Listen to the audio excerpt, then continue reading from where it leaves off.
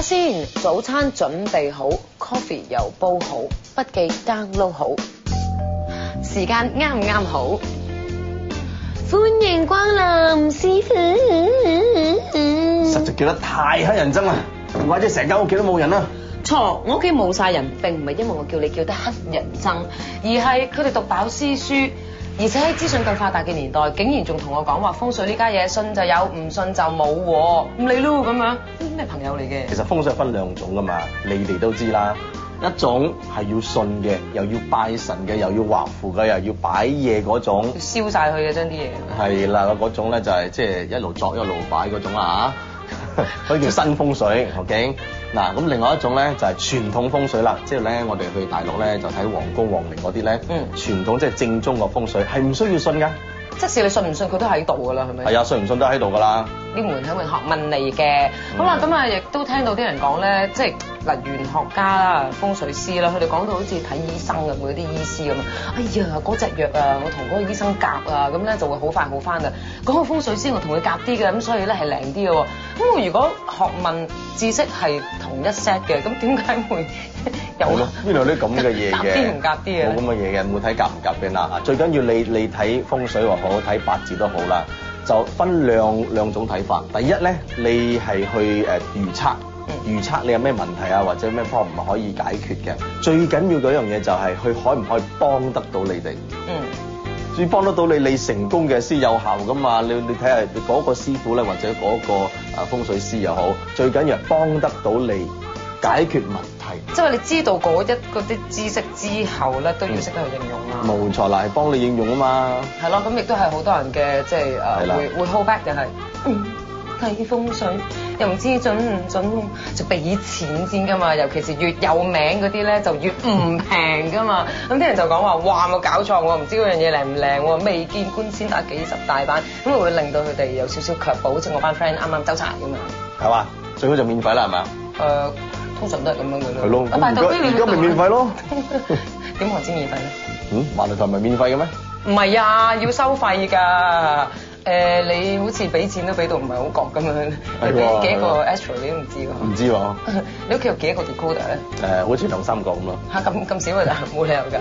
咁其實可以自己學㗎，係咪？嗱，最緊要咧，其實如果你唔可以靠人咧，就靠自己。風水係一個學問嚟嘅，你可以自己學嘅，唔會太難嘅其實啊。嗱，好似呢個節目咁啦，我哋就會教大家點樣睇流年嘅風水，仲要睇我教埋你點樣睇八字喎。萬一八字都唔識，教你睇埋面相咯。哇，咁啊真係好啊，塞錢入你嘅袋啊！係咯，塞錢入你嘅袋啊！喂，係啦，其實你自己都即係修讀咁多年啦 ，practice 咁多年係好 general 講一個好處啊，即係你識風水會有咩好處？除咗話即係啲人好表面嘅啲錢啊、財色兼收啊，唔係淨係咁表面嘅。嗱，最緊要係兩樣嘢嘅嚇，睇風水或者係睇八字都好。第一咧，你可以預測到有咩問題嚟緊你嗰度，有咩 problem 啦。咁你要睇2011年咯喎，兔年入邊啊，有咩問題你可以去趨避。第二咧，最重要嘅，你學玄學嚟做咩？都係幫自己成功啊嘛，係咪先？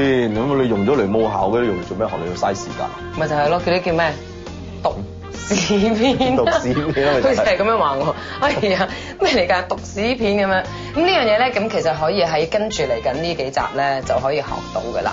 嗱，學風水識風水有好處，唔識風水有乜嘢唔好處咧？就慘咯！你又唔知道咩問題，你唔知你自己生命目標係為咗乜嘢，一日過一日咁樣好慘噶嘛，係咪先？如果你識到風水，你點咧？哇，犀利咯！你又知道點樣催旺你嘅財運、事業運、你官祿運、文昌運，好唔好啊？好，但係咁樣喎，嗱，我比起我以前啊，基本上我係冇留意呢樣嘢嚇，跟住之後就又買啲書睇啦，咁即係唔同嘅專家嗰啲可能去參考過啦，直接去識到你啦，係咪？咁其實有時候會諗翻係，如果我由頭到尾都冇做過，即係冇將我自己識到嘅少少風水知識應用喺自己嘅生活裏面，其實個分別會有幾大嘅？大概33%咁啊！我哋睇玄學咧就講天地人3樣嘢嘅嚇，天地人，天咧就代表你嘅八字、你嘅命運，地咧就講風水嘅，人咧就講人為嘅，每一樣嘢就係33%。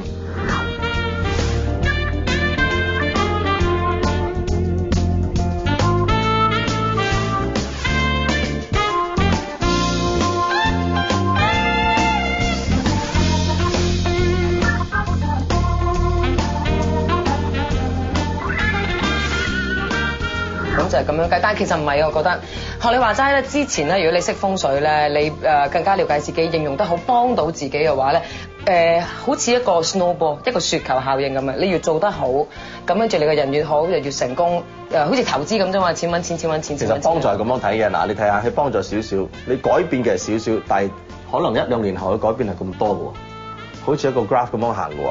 所以其實咧，你雖然話少少個風水或者少少知識關於你自己嘅八字，你作出少少個改變，將來個利益好大㗎。佢好似講緊佢自己15年前同15年後嘅身家係咪唔知幾多？啊，少少嘅仲冇。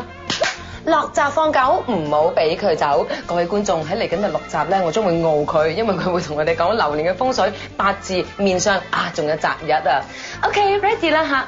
各位鄉親父老、叔伯兄弟，你哋可以開始排隊啦，一字排開，排到街尾打蛇餅再翻嚟。咁架勢，咪醫飽個肚先啦。冇問題，醫飽個肚，跟住慢慢熬佢。